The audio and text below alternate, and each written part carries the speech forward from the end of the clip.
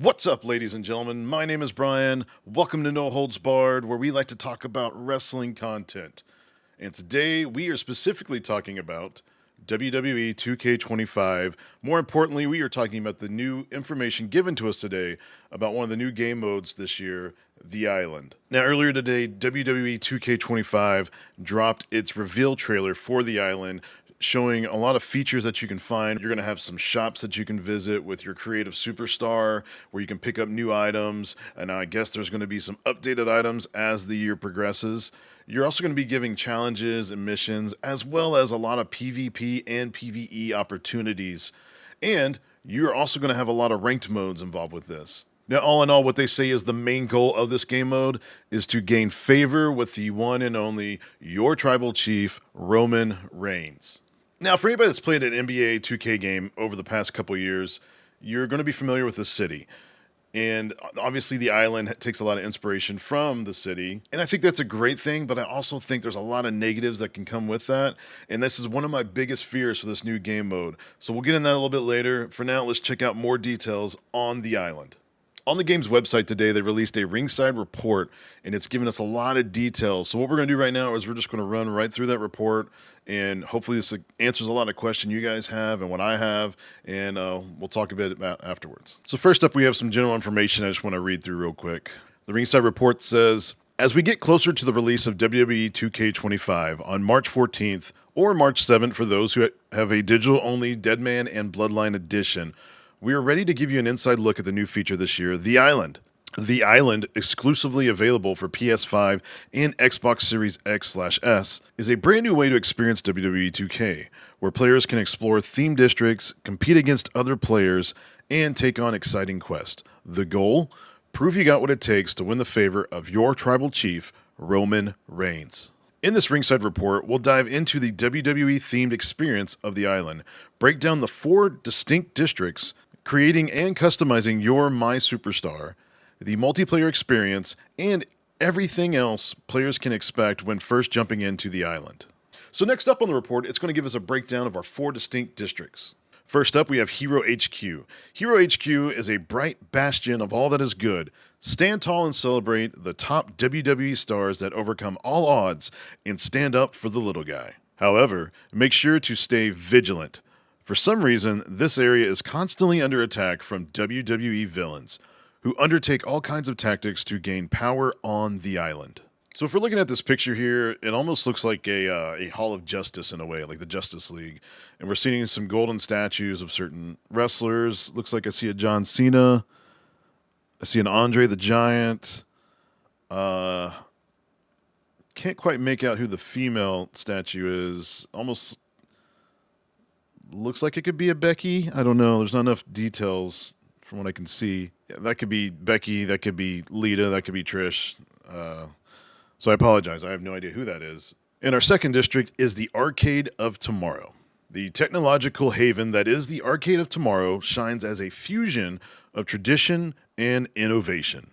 This space is a mecca for all gamers, comic book lovers, and the pop culture obsessed. So obviously this thing is very much inspired by the Empress of Tomorrow, Asuka. As you can see, a few of her masks are displayed in the area, including like a cool little CG version of her with like her hair kind of flying up. I don't really know exactly what this is going to be. They could have mini games or something here. That would be kind of cool to have to break up, the wrestling in a wrestling game, if you just need a break. But I'm also guessing there's probably some stores here to get some like futuristic costumes or, details for your creative character. Also looks like there is a damage control store in the back that says computer repair. Not exactly sure what that will be or if that has any significance or if that's just like a cool design Easter egg. Okay, and our third district here is the Temple of Ancestors. Rising from the island as a colossal testament to power and reverence, the Temple of the Ancestors stands as a tribute to the importance of lucha culture and acknowledging the wrestling greats who have paved the way for the superstars of today. And as we look at the picture, it looks kind of like an Aztec temple or pyramid. And we also see a lowrider with, looks kind of like a food cart maybe. Also in the back, you can see a statue of Rey Mysterio. And that looks to be the attire that he wore when he won the World Heavyweight Championship at WrestleMania 22, and I believe that's the World Heavyweight title around his waist. There was an image in the trailer. I'll put that up now so we can get a better look at it. And our last district is the Deadlands. A portal to the supernatural, the Deadlands stand in restless defiance of its own existence. Wow, that's pretty deep there. Most living dare not tread, yet should you cross its threshold, the haunting cathedral overlooks a graveyard that conceals many secrets and whispers your name. So if we take a look at this image here, obviously we can see Undertaker tones all over the place. You see him there in the stained glass window of the cathedral. Also, there appears to be some kind of gargoyles on top of the roof. One just looks like a normal gargoyle. There's two on the sides there that look like a person, but I can't quite make out who that is. Also in the stained glass, we have Paul Bearer and we have Kane's mask. We also have a Rhea Ripley store. Don't know what's going to be in there. Maybe a tattoo parlor. That'd be kind of cool. And then we also have some kind of a carousel or almost looks like a vending machine of clothes there in the middle. Doesn't quite look like a store. And then there is a coffin with a giant rock statue of the Undertaker off to the left there. And if you look in the middle bottom there, there's two statues, and one of those looks like a snake coiled up. I can only assume that's actually Damien from Jake the Snake. And I can't quite make out the other statue. It appears to be some kind of dog. The highlight of each district is a unique arena where players will not only find themselves completing quests, matches, and challenges, but will be able to challenge friends or matchmake with other online players. So apparently all these districts will have their own arena that you can do PvP in and PvE in. I'm excited to see the different look. Maybe there's different types of themes as far as the atmosphere that goes on. Maybe you can only do certain types of stipulations in these arenas. So I'm interested to see what that's going to look like. Let's get back to it. Moving on to the My Superstar part of the report. The path to WWE greatness begins with the My Superstar Builder, where players can craft their identity. There are many extensive customization options that impact not only the look of your My Superstar, but their in-ring ability as well. You'll be able to set up a few different categories: gender, background, archetype, weight class, and more. Every choice shapes your My Superstar's build, including minimum/maximum attributes, availability of badges, and payback access. Don't feel tied to just one My Superstar though, as players will have up to 4 save slots, giving you the option to experiment with different builds or just have fun creating who you want to be. I think that part's really cool because I can't tell you how many times I started playing with a character and I just wanted to change it up, so I went on to a different character. So it's good that it doesn't limit you to just one character, which I felt was a negative when it came to the NBA 2K My City stuff. I felt like I was just playing as the same character over and over again, and I felt like there was no variety to mix it up. NBA games in the past, you could have tons of different types of players, all looking different and all with different positions and attributes. But I feel like here recently, since they started the My City, they've really limited your experience in the NBA games. So I'm hoping with these 4 save slots, it'll actually keep the game fresh, keep the game mode with a lot of variety, and it won't get so stale immediately. In the island, progression is key. By completing quests, challenges, live events coming soon, and matches, you'll be able to earn XP and VC that can be used to increase your superstars, attributes, unlock badges, and customize their appearance. Gain XP and VC by winning matches and completing quests. XP increases your My Superstar's level, while VC is used to purchase upgrades. Through gameplay, unlock badges that enhance your wrestler's abilities, providing a boost to both stats and performance. As you win PvP matches, you'll earn rank points that move you up in the rankings. Be careful though, because if you lose a match, you will go down in rankings. You'll be able to earn rewards as you fight your way to the top to reach XP level 50.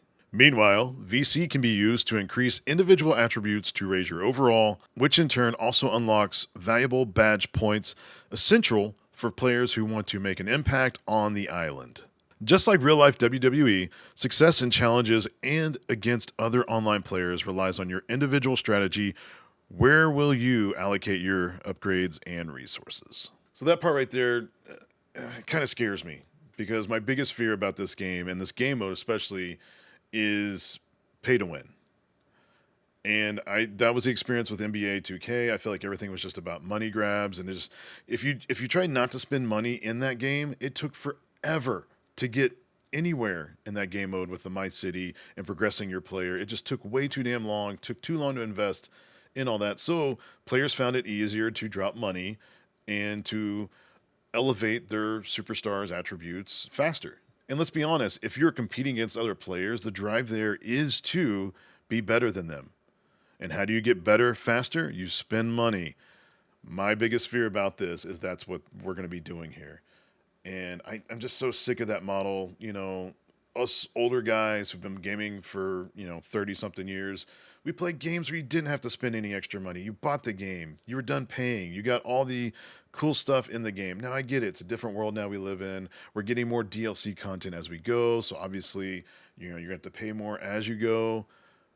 But I feel like encouraging players, especially, younger people who are going to be spending money they just don't have, they shouldn't be spending. It sets a bad precedence, and it can really be a toxic game environment when you do that, because you're going to have people who don't have the funds, who just want to play and not spend extra money, not enjoying their game experience, because other people who do have this extra money are going to be, throwing it at the game, making these monsters that you have to play against. I don't know how the matchmaking is going to go. I would hope it's more level based, where you're competing against people amongst similar levels, but we'll have to see when we get there. Hopefully it's different than NBA, and we can just try to avoid the pay to win scheme. And hopefully, if you don't want to drop any kind of money in this game, the VC is easy to come by without having to pay for it. And that way we can build our characters up easier that way. If gear is your thing, there are plenty of options to keep your superstar dripped out. I am way too old to be saying dripped out. As you explore the island, you'll come across several theme shops offering exclusive customization options for your My Superstar.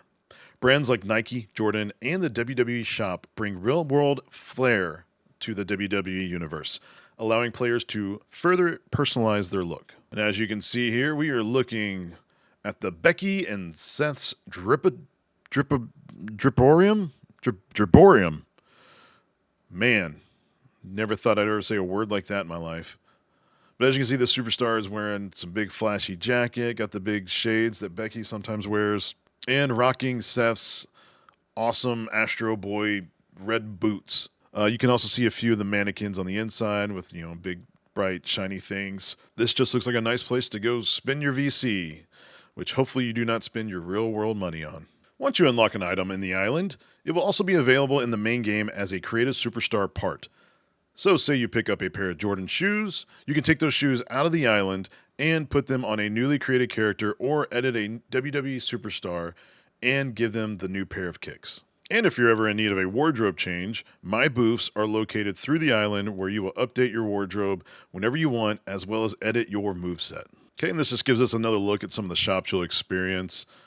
We see a Jordan shop, a Nike shop, a WWEshop.com, which also says Fanatics beneath it. And then there's the WWE ring. I don't know if that's maybe like a gym or something. Also in the middle, you have a fountain with a women's WWE championship displayed on it. And then all the way in the back, you see the man himself, the tribal chief, Roman Reigns. And here we have a rundown of some of the brands you'll see on the island. Obviously, some of the big hitters here are Jordan, Nike, the WWE shop, there's Puma, and there's a few other brands that I myself am not experienced with. The story in the island is driven by quest, with WWE Superstar quest givers scattered throughout the overworld and inside landmarks. As you explore the island, you'll progress through 5 playable chapters, each one revealing more about Roman's challenge and the island itself, as you endeavor to impress your tribal chief. Each quest is packed with PvE content designed to test your skills as you rise through the ranks. Speaking to the superstars in each district or the overworld will start quest, which can be tracked through the quest menu. Types of quests range from competing in matches, engaging NPCs or superstars, and exploration. Completing quests will earn you rewards and XP, which can be used to progress your superstar, which we'll cover more in a bit later. One of the main methods of progressing quests is through the Line, a device used to track your progress and communicate with Roman Reigns and Paul Heyman. Through it, players will receive messages, exclusive video clips, and directives that move the story forward. The Line allows Roman to personally guide and challenge players, driving the narrative as you prove your worth to the tribal chief. And then below we have a picture of Paul Heyman pointing at you deviously. In the last section, it talks about online play. WWE 2K25 brings a new multiplayer experience to the longtime franchise, giving fans another way to jump online and play with others. With up to 50 players available to share the same server, you can interact with and compete against other players for supremacy. Yes, you and your friends can jump into the same server and explore the island together by using the Who's Online feature, if they are online and also currently in an instance of the island. At the core of the island is the opportunity to face off against other players in PvP. Players can jump into matchmaking portals found throughout the island and compete in real time. Each match earns XP, VC, and in-game rewards that feed into progression and challenge systems. Wins, losses, and performance are tracked to determine your ranking. There are 5 rank tiers: Diamond, Platinum, Gold, Silver, and Bronze. As mentioned, players can reach new ranks by earning rank points from wins, and once a new rank is reached, new rewards are unlocked. Vice versa, losing will result in rank points dropping. Lastly, it just says there are a lot more features that it hasn't covered in this report that it wants players to discover when the game comes out, so I'll be looking for those once the game releases. So now that we've went through the ringside report, I want to know what you guys are excited about for this game mode, or if you have any kind of worries or think there might be problems with this type of game mode. For myself, I'm actually looking forward to being able to earn things in this game mode, but it also translate outside of the game mode to my creative player on the outside. I think that's a great aspect. That way you're not, only limited to this game mode for certain things that you're spending your time, your experience, or even your money on. Now, this is, again, only available for consoles. My guess is PC players have too much of an ability to mod, and that just causes a lot of issues with this game mode type. But I'm excited. I haven't played, competitively in WWE 2K games in a long time. So this has kind of revamped my excitement. I'm interested to get into it. I really love the fact that you can actually join up with other players, and you could probably even form your own faction or maybe your own tag team to go around. And I do wonder if there's going to be a title system. Obviously, there's rankings with your medals, your diamonds, your golds, your silvers. But come on, this is wrestling. We need championship belts. Thanks for watching the video today, guys. If you could, please like and subscribe. You're going to help grow the channel. You're going to help grow a wrestling community that's just getting started. So I appreciate your time. Have a good day.